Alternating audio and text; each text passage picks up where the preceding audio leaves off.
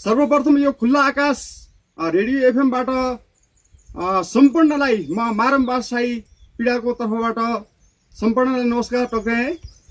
अब सुन्नुहोस् आज दिनभरिको ताजा खबर। आज बिहानै काफलखाना गएका दुईजना काग, दुईजना मुसे भेकुडा एकदमै भोकको अतासमा गएर उनीहरूले काफलका गेडा नचबाएर निल्दाखेरि उनीहरूको घाँटी लागेर दुईजना कागको घटनास्थलमै मृत्यु भएको छ र दुईजना भ्याकुडा हराएका छन्। यसै गरी आज बसेको भ्याकुताको मन्त्रीमण्डलको बैठकमा निर्णय गरेका छन् कि खोलामा भएका माछाहरूले एक हप्ताभित्रै खोला नछोडेसम्म उनीहरूलाई आँखा छत्तिने गरी, दाँत फुस्किने गरी, नाप्चो भाँचिने गरी दिएर उनीहरूको सबै लुका कपडा नाङ्गै बनाएर कट्टुसुकै लखेड्ने निर्णय गरेका छन्।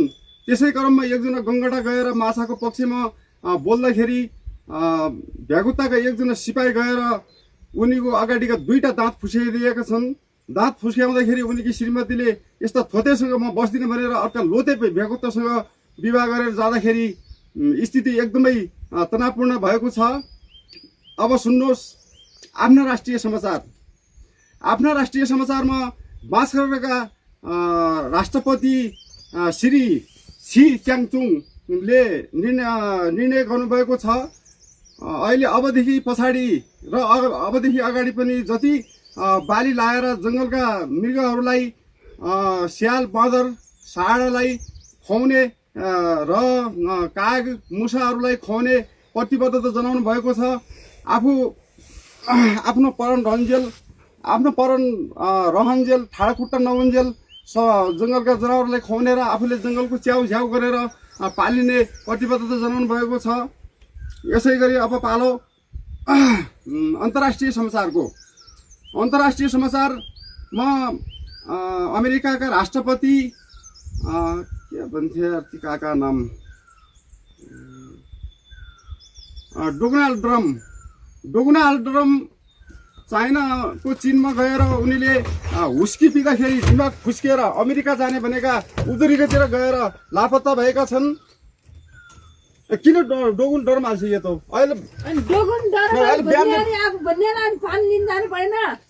बिहान नै पानी लिन जानु र पानी ल्याउला र पिउला भन्ने सोचेको म गए हो। अब केही जानु, आफै जानु पानी लिन। तै जा, म जानु।